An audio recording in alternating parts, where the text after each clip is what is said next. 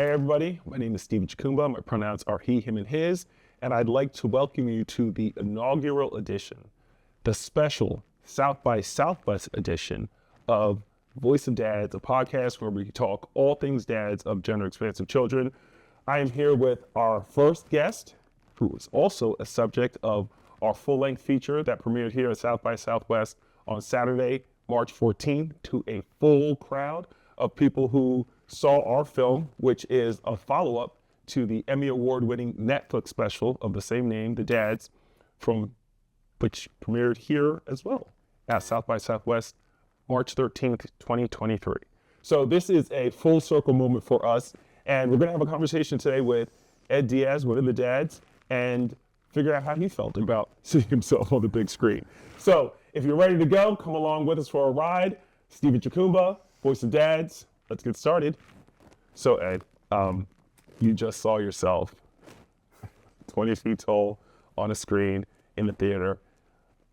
I'm sure you've got a lot of feelings, but the first thing I want to know is, what did you think about the film?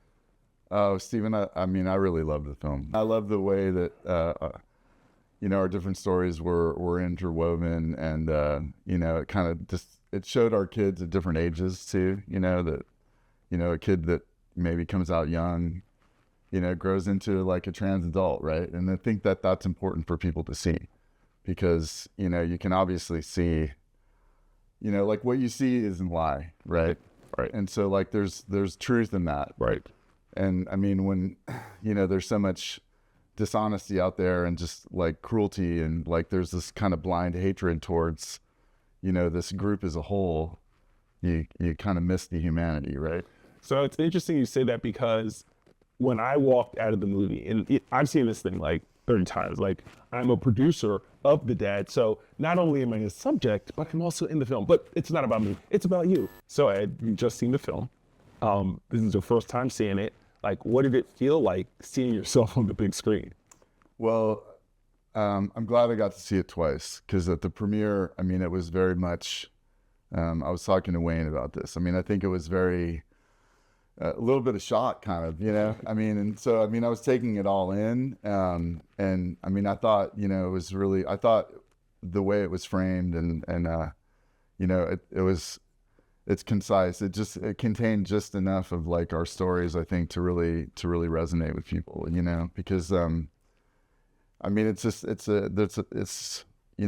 like I saw a lot of tears, right? After the film, Yes. And, I mean, I had some as well. I mean, and you see dads being vulnerable. And I mean, I think that, I mean, to me, that's courageous, right? Because it's, when people are just like being sort of led to hate, and like having never even met a trans person, or certainly like a trans child, I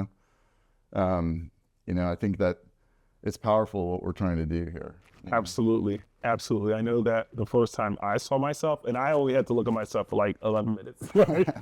We just sat through 72 minutes of like seeing ourselves in full relief. But the first time I saw, it was like so emotional, because like you don't always remember what you said, and it doesn't hit you when you say it the way it hit me when I watched me say it, right? Yeah.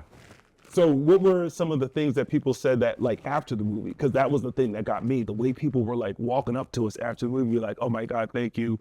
You don't ever see dads. Like, so what were you hearing? Well, I mean, some folks came up to me personally right afterwards. A woman came up to me and thanked us for being a plaintiff, because she was like an attorney. Right, that's right.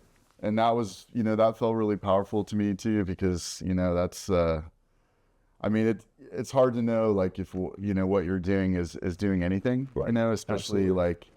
like, especially after that loss, right? Yeah. And so I felt like, well, this is the least we could do. I mean, I haven't met. So wait. For people who don't know what we're talking about, because I know what you're talking about, but for people who have no idea what lawsuit plaintiff won, like, what are you talking about? Well, Charlie and I were asked to participate in the case that went forth here in Texas to try to block the law of banning gender affirming care from going into effect. I think it was SB 14. And you won that lawsuit in Texas. Yeah, our case won in Travis County, and like it was hands down. I mean, the judge actually really looked at the evidence, and I testified in that, and And then it went to the Texas Supreme Court, and they tried to put a stay, or I don't, I'm not a lawyer, so I forget the terms, but there was a last minute attempt, by our lawyers to try to keep the law from going into effect, but the Supreme Court said no, we're going to go ahead and let it go into effect. And then it wasn't until 9 months later. I think I got a link to watch the oral arguments, which were very brief. It was basically a Q&A. And so the plaintiff's attorney had, I think it was a half an hour, and then the state had another half an hour, and then it kind of went into this black box, and it came back 8-1 against us. And I only read the dissenting opinion, to be honest, because the lawyers on the case said, don't bother reading the other ones. But I think that the harshest one was just, it's just pure religious bias. And I think that's what hopefully, our case shows, that we're human beings, right? We're I think there hasn't been enough scrutiny into who are the forces behind all of this hatred. Talk right? about it. I feel, I just did an interview, a couple of days ago, and one of the things that came out was just, I feel like the media and journalism as general has really failed us, because they're not really digging below the surface. It doesn't take much to sort of understand, where all this hatred is coming from. And instead the focus is on us, and whatever happened to live and let live, right? Right. It's none of your business. So we're good parents, just leave us alone, We're good parents, just leave us alone. And again, returning to the film, because that was a deep dive, but we want people to understand, you're not going to get that when you watch the film. What you're going to get is just how things like what you just described impacts families. The fact that Jose and you are both out of the country. Why did you make the decision to leave? Well, I think just having been through, seeing how things progressively got worse here in Texas. And I think that, when, for example, the sports ban went into effect, I testified at that, and, we had a lot of support, and the hearing went way into the night, and, but they kind of did it anyway. And you got a sense that it didn't really matter how persuasive or how many people showed up. They were going to vote a certain way no matter what. And so you're dealing with closed-minded people whose strings are being pulled by lots of money, and also an agenda that I don't think is really, people are really talking about that, this sort of this Christian nationalist drive, which is really underlying a lot of it.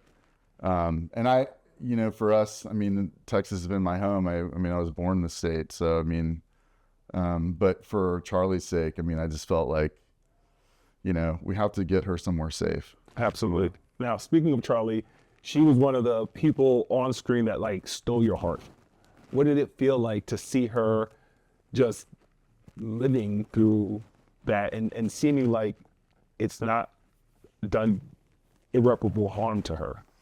Well, I'm bracing for that a little bit, but I feel like it's so important. I feel I don't think she thinks that she's being brave, but certainly she is. And having a chat with, Andy's daughter, about, what was, just hearing her say, Andy told me that, after the film, he asked what was her favorite part, and she said Charlie. And that made me feel like it was so heartwarming, because she's just being herself. And right. I think that's the point. It's people think it's an act, or it's, doing some harm to their child. And it's clearly not the case. Our kids just want to be kids. Yeah. Charlie certainly doesn't want the spotlight at all. And if anything, she just kind of, like she said in the film, she just wants to be free. So, as a parent, if I can help facilitate that, and we had an opportunity to do that, because we don't want to be constantly living in fear of what's going to happen next. Right. It's I was trying to, if we can't control this political situation, then maybe we can, what we can control is where we live. Absolutely. Back to the film. What was your favorite moment? Of our story, or just overall? Of the movie. Of the movie in general. I would have to say, well,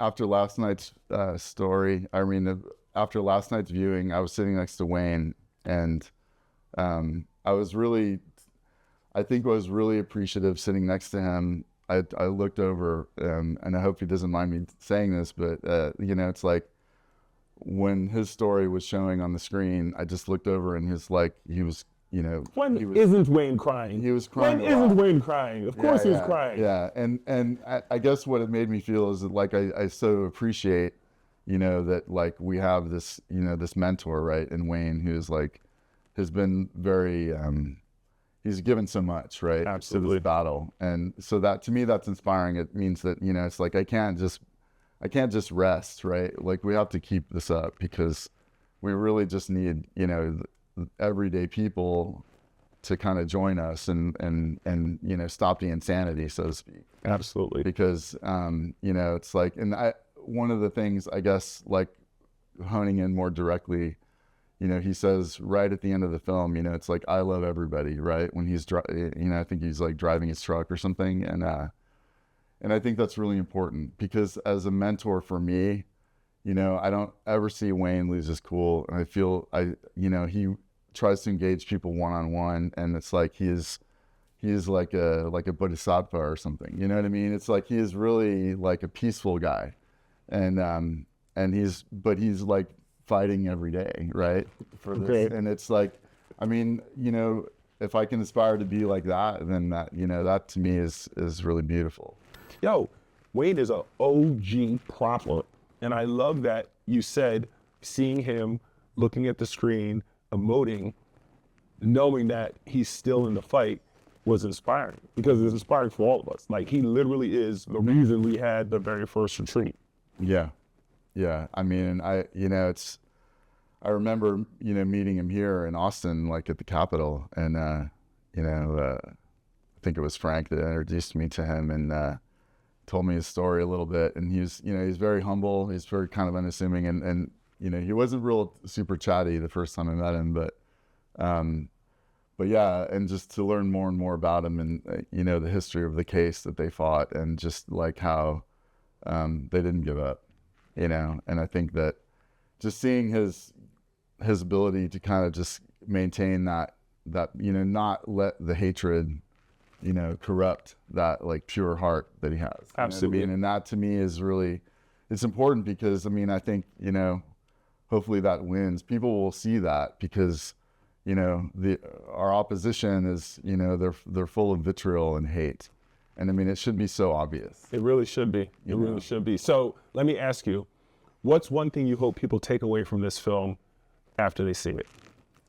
Well, I hope they just kind of can see us as like, you know, human beings that really care for their children and that their children aren't, you know, mentally ill or, you know what I mean? It's just like all of these things, the lies that are kind of spinning out of control. They're just, they take away from the fact that, you know, like trans people are everywhere. You can, you know, like if you're curious, I mean, you know, try to like, don't try to maybe go meet one, but like, you know, I'm just saying like, you know, just accept people for who they are. Absolutely. You know what I mean? Absolutely. It's not like, you know, it's not like some boogeyman. It's been, I mean, it's, we're just real people. We're just real people. Yeah. So we met Alex Roque. Alex Roque is the executive director of the Alley 40 Center, the nation's largest wraparound service provider for LGBT+ youth in the country and actually internationally. And they came on board with LD Prize Foundation to help show people like what happens when kids aren't supported, like the way we're supporting our kids. So if you had one message you can give to a youth who doesn't have somebody like you or me or Wayne or Frank or any one of us in their lives, what would that message be? Well, I guess it would be just please don't give up, you know, because I mean, I realize how important having a like parental support would be, but you know, if like, you know, you'll find community out there because you're not alone. Absolutely. Yeah. Absolutely. For example, you know, when Charlie was starting to express herself in that way, and I was, you know, struggling a little bit with accepting it fully or just full of fear, right? I mean, I was, you know, it was really more like I would say that my message would be that it's not, you have to just lead from the heart. You have to trust and like loving your kid unconditionally and just letting them be the person that they're expressing. It's like, don't have any fear about that, because if you really want your child to be happy, like you can't really force them to be somebody that they're not. And, being a parent, I mean, to me, it's not even the hardest job. I mean, it's really the test. It's like, can you accept your child for who they are and provide a safe and non-judgmental environment? I mean, it's one thing to, that doesn't mean that you can't be a parent, right? Like you can set boundaries and like, hopefully, discipline and those kinds of things, not harshly, but you know what I mean? Like set screen time limits, whatever it is, right? But as far as them expressing themselves and, if they're truly feel like they're not, like the gender that they're, maybe born as, like maybe try believing them. It doesn't really take much to just kind of like, let them wear the clothes that they want to wear, or, wear their hair, if they want to grow it or cut it or whatever it is. But because I know for us, like until Charlie was able to really express those things, she wasn't really happy. When we were, using the wrong name and the pronouns and, it's like, and at first she didn't have the ability to really express herself, but when she could, I mean, it comes out in the film, right? My wife has that story of how, what do you mean? I'm a girl, right? I mean, and they know this. And if they are given a protective and safe environment, then they'll let you know, and I think love you that. just have to trust. You just have to trust. I love that. So what was your favorite part of the film, Stephen? My favorite moment actually it was like a tender one. It had to do with you. You were talking about your grandma and how she told you stories about back in the day, how people would call her wetback. And I could see how that moment hit you. And then in the very next scene, I saw Tim's hand on your back and she was just gently like rubbing your shoulder as you were talking. And it was just the sweetest, most tender moment. All right, let's talk favorite moments at the festival, because so much stuff has happened. Again, for people who weren't here, they probably can't appreciate all of what you all saw. The reason I wanted to have you all come was so that you could experience what I experienced at my first South by Southwest Festival. But you had something more special. Tell me about the flash mob. So let me set this up for y'all. We have an artist by the name of Morgan who has a song called Make It Out Alive that plays at the end credits of the film. We partnered with him early on. He came on board, he heard about the movie, and he was like, absolutely, I will do whatever it takes to help this film. And so he came up with this idea of a flash mob. And this is the first time our film is being talked about in front of so many people at one time. So tell me about how that moment of being in this huge crowd of people, we've been talking about the film by ourselves and working by ourselves for so long. You don't really think about how the other world is going to receive it. But tell me about that moment when you saw that flash mob start singing. Well, it was the first time hearing the song, and I'd heard a lot about it, but it was really beautiful because, it was a cappella, right? This chorus of like, I think 30 singers. And Morgan was there too. And it was just very passionate and, it was very emotional, because, when you hear the lyrics of the song, you realize that, it's kind of compelling, right? I mean, but I think it was really beautiful to see that, already people were kind of, coming, that there was some buzz, right, about the dads and the story and like the kind of love we're trying to like display to the world, right? So, and it was a very loving performance, and a little bit tearful, Yeah. It was, but could I back up a little bit? You can say whatever. So, right before that happened though, you kind of called me over and there was a little bit of I don't know what you called that. The press pool. The press pool, right? Which was my first experience with that. So I think the first one I was a bit tongue-tied, but I think I kind of Figured it out. I figured it out, or I think I kind of saved it a little bit there. But in between, these little mini interviews, your man Dwayne Wade walked in, and I had Who walked in? the executive producer, right? Of What did you call him? Your man. My man. Yeah. My man. So- People like that. But I mean, I was really starstruck because like I was standing by myself, and then he came to the door, and he's maybe 20 feet away or something, but he makes eye contact with me, and then he comes like beeline straight over to me, and just like without like losing eye contact, and I'm like, oh my God, and he just like puts his like massive hand out, shakes my hand, he's like, Dwayne Wade, and like, pleasure to meet you, sir. You know what I mean? It was just like so cool. I'm like, how does he know who I am? But I mean, I guess obviously, Executive producer of your film. he had seen the film, and but that was really cool, man. That was just really cool because he's like such grace and just quiet strength, and like really, I mean, I really love his message too because it's so simple. Absolutely. And I think that's part of it too. It's like at a certain level, we're just trying to keep it simple. Ed, it's been wonderful having you on this inaugural episode of The Voice of Dad. For folks who are new, you can visit thedazfoundation.org to learn all about us and what we do. And the next time you're able to catch a screening or to schedule a community screening, that functionality is coming pretty soon, but look out for it.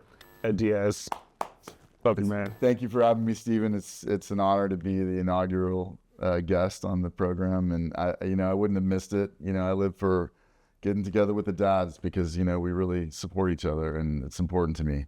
And it's been a great time. Saturday was, and Sunday too, but like that one premiere day was a magic day. Absolutely. It was a lot of fun. So we got to just try to stay positive and keep on fighting, and Absolutely. with leading with love, right? Absolutely. So, thank you. Give me a hug. All right.